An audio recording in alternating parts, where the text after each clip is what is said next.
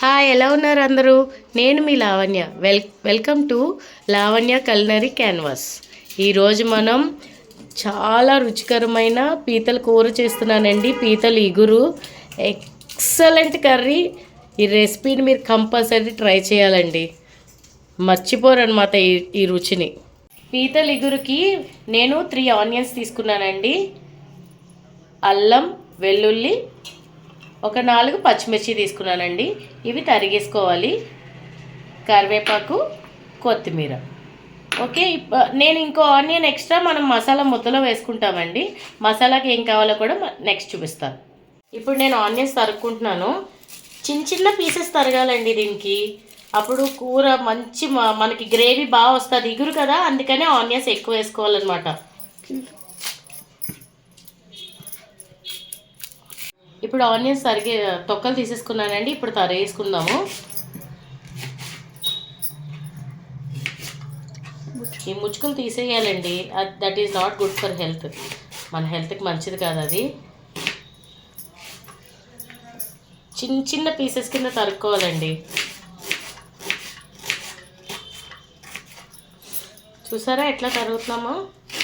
Onions gravy కర్రీకి onions ఎక్కువ పడతాయి.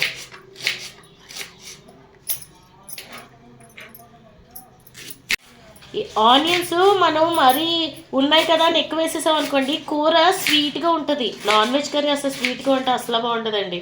నాన్ వెజ్లో ఏది ఎంత వేయాలో అంతే వేయాలి. ఎక్కువ వేసేసుకున్న కూర స్వీట్గా ఇచ్చేస్తుంది అనమాట. ఇప్పుడు ఆనియన్స్ తరిగేసుకున్నానండి. ఇప్పుడు మిర్చి కూడా తరుక్కుందాం. మిర్చి ఎలా తరగాలంటే ఈ కావాల్సుకుని నేను పొడుగ్గా తీసుకున్నాను అనమాట. చూడండి, హాఫ్ చేశాను. హాఫ్ చేసి జస్ట్ చీల్చాలంతే, స్లిట్ చేయాలంతే. ఓకేనండి. నాన్ వెజ్ కర్రీలో మిర్చి, కారం ఇవన్నీ ఎక్కువ వేయకపోతే కూర నీచు వాసన కూడా వచ్చేస్తుంది. మసాలా ఓవర్గా అలా అని మసాలా వేసేయకూడదు ఎక్కువ. నీట్గా చేసుకుంటున్నాం కదా, ఇలా చేసుకోవాలి. ఇప్పుడు మిర్చి తరిగేసుకున్నాం కదా, మనం పొయ్యి పైన బాండి పెట్టేసుకున్నామండి. దల్సర్గా ఉన్న ముక్కుడు పెట్టుకుంటే మంచిది. మనకి గ్రేవీ కర్రీ కదా, ఇగురికి అడుగు పట్టకుండా. ఇప్పుడు ఇది హీట్ ఎక్కినట్టే. నాన్ వెజ్ కర్రీకి కొంచెం ఎక్కువ ఆయిల్ వేస్తాము, అందుకని నేను ఆయిల్ వేస్తున్నాను. అండ్ సీ ఫుడ్కి ఆయిల్ పంచి వేయాలండి, వేస్తేనే దాని రుచి. ఇన్నిసార్లు చెప్తున్నాను అనుకోకండి, ఏది ఎంత వేయాలో అంతే వేసుకోవాలి. అప్పుడే మన కూరకి ఫ్లేవర్ యాడ్ అవుతుంది. మన ఆయిల్ వేడెక్కిపోయిందండి. ఇప్పుడు నేను ఫస్ట్ కరివేపాకు వేసుకుంటాను. కరివేపాకు, పచ్చిమిర్చి ఫస్ట్ నూనెలో వేసుకోండి. దాని ఫ్లేవర్స్ మన కర్రీ అంతటికి మంచిగా యాడ్ అవుతుంది అనమాట. ఇప్పుడు మిర్చి వేస్తున్నాను. ఒకసారి కలుపుకుందాం. జస్ట్ 2 minutes, 30 seconds అంతే. మనం తరిగిన ఆనియన్స్ ఉన్నాయి కదా, అవి కూడా వేసేస్తున్నాను.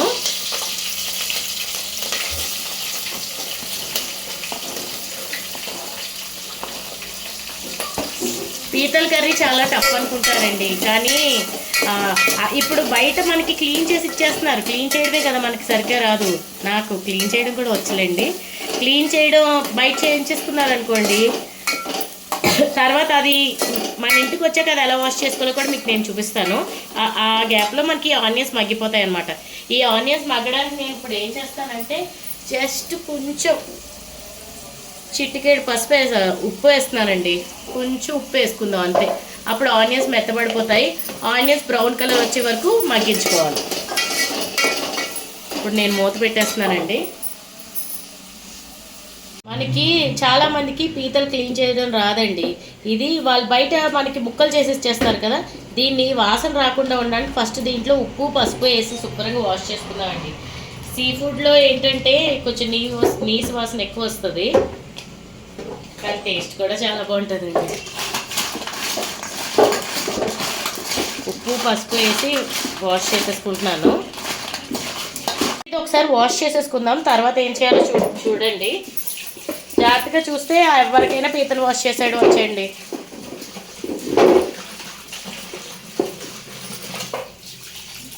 మా మమ్మీ ఎంత బాగుంటుందో తెలుసా అసలు నాన్ వెజ్ కర్రీస్ ఎక్స్పర్ట్ అసలు.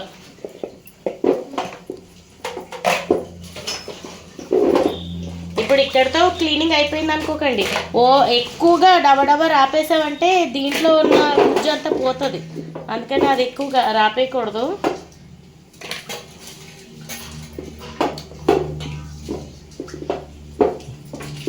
చూడండి, ఇప్పుడు ఇందాక మనం వాష్ చేసుకున్నాం కదా, ఆ వాటర్ పడేసాను.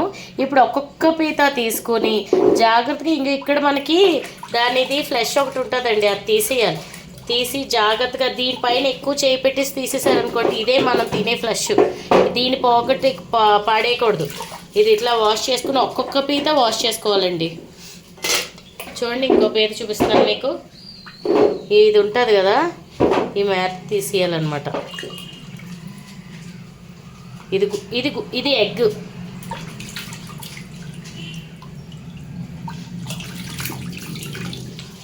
ఓపిక్గా చేసుకోవాలండి ఏదైనా.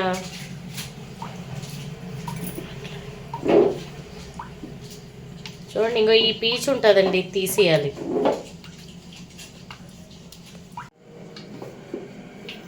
ఇప్పుడు దీనిది ఇదంతా తీసేయాలండి. తీసేసి చూడండి, ఇలా వాష్ చేసేసుకోవాలి. తర్వాత మంచినీళ్ళతో అన్నీ కలిపి ఒకసారి వాష్ చేసుకుంటే చాలు. ఈ పీచ్ మాత్రం తీసేయాలన్నమాట.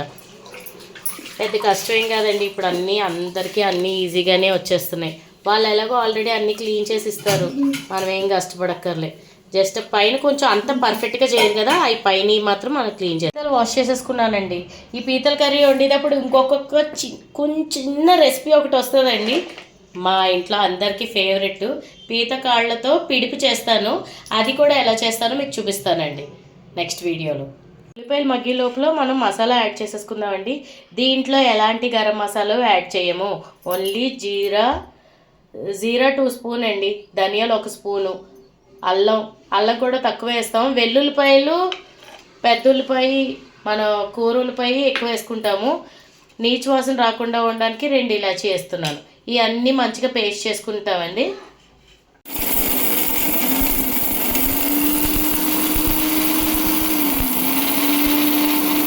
ఇప్పుడు మనం ఆనియన్, అల్లం, వెల్లుల్లి కూడా వేసేసామండి.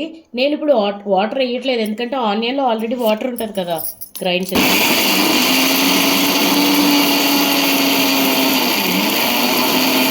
ఇప్పుడు ఇట్లా అయింది కదా, జస్ట్ కొంచెం వాటర్ వేస్తున్నానండి, చాలా తక్కువ వాటర్ వేసి గ్రైండ్ చేసుకుందాం. మన ఆనియన్స్ మొత్తం మగ్గిపోయినాయండి.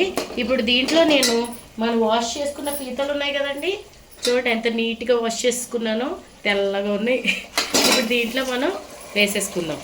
వేసుకుని జస్ట్ పైకి కిందకి ఒక్కసారి కలుపుకోండి.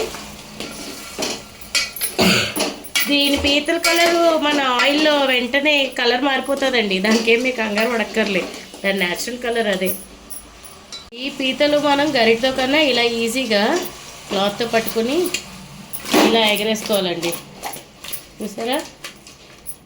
అప్పుడు ఈజీగా మొత్తం అంతా కలుస్తాయి. ఇప్పుడు దీంట్లో మనం పసుపు ఒకటే యాడ్ చేసుకుందామండి. అండ్ సీ ఫుడ్లో ఉప్పు ఎక్కువ వేయకూడదండి, మన సీ కోస్ట్ ఏరియా వాళ్ళకి బాగా తెలుసు, ఉప్పు ఎక్కువ వేయకూడదు, ఎందుకంటే దీంట్లో ఆల్రెడీ ఉప్పు ఉంటుంది, అందుకని ఉప్పు కంటెంట్ ఎక్కువ ఉంటుంది కాబట్టి మనం చూసుకునే వేసుకోవాలి. ఉప్పు మాత్రం నేను చెప్పట్లేదు, మీరు చూసుకుని వేసుకోండి. వేసేసాను కదా, ఒక్కసారి కలుపుతున్నాను చూడండి.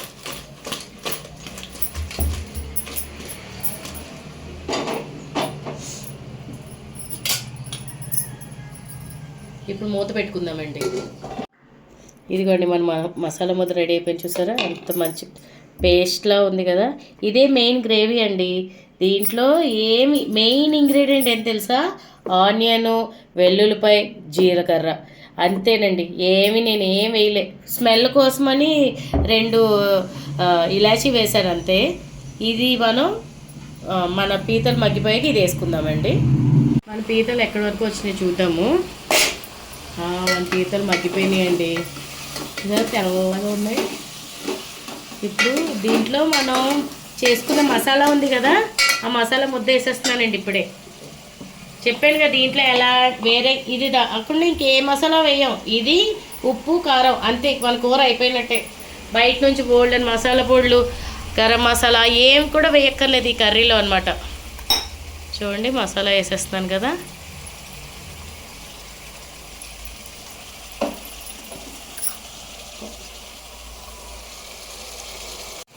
ఇది కూడా మనం మసాలా ముద్ద వేసేసుకున్నాం కదా, ఇది కలుపుకొని దీని పచ్చిన వాసన పోయే వరకు మగ్గించుకోవాలండి. తర్వాత ఒక కారం వేసేసుకోవడమే. పచ్చి వాసన పోయే వరకు ఒకసారి మగ్గించేసుకుందాం మూత పెట్టుకుని. చూడండి పీతలు కూడా చాలా ఫ్రెష్గా ఉన్నాయండి.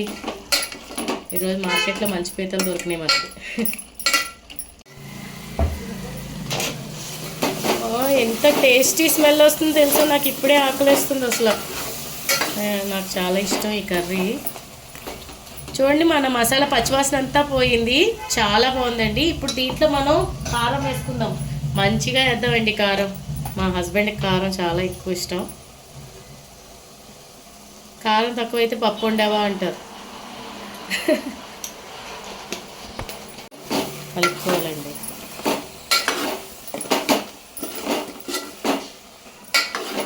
కారం కొంచెం మంచిగా కలిసిపోయాక వాటర్ వేసేసుకుందాము. మనం ఇందాక మిక్సీ ఆడుకున్నాం కదా, దాంట్లోనే వాటర్ వేసేసుకున్నానండి. ఆ ఫ్లేవర్ పోకూడదు కదా. ఇప్పుడు ఒకసారి మూత పెట్టుకుంటున్నాను కారం వేసాక. తెలుస్తుందా మీకు ఎంత బాగుందో కదా, క్లారిటీ ఉందా? ఎస్. చూడండి ఇప్పుడు దీంట్లో మనం వాటర్ యాడ్ చేసుకుందాం. గ్రేవీ కదా. ఇప్పుడు ఈ వాటర్లోనే మనకి మంచిగా మన పీతలంతా బాగా కుక్ అవుతాయి. ఇదే టైంలో నేను ఉప్పు కూడా వేసేసుకుంటున్నానండి.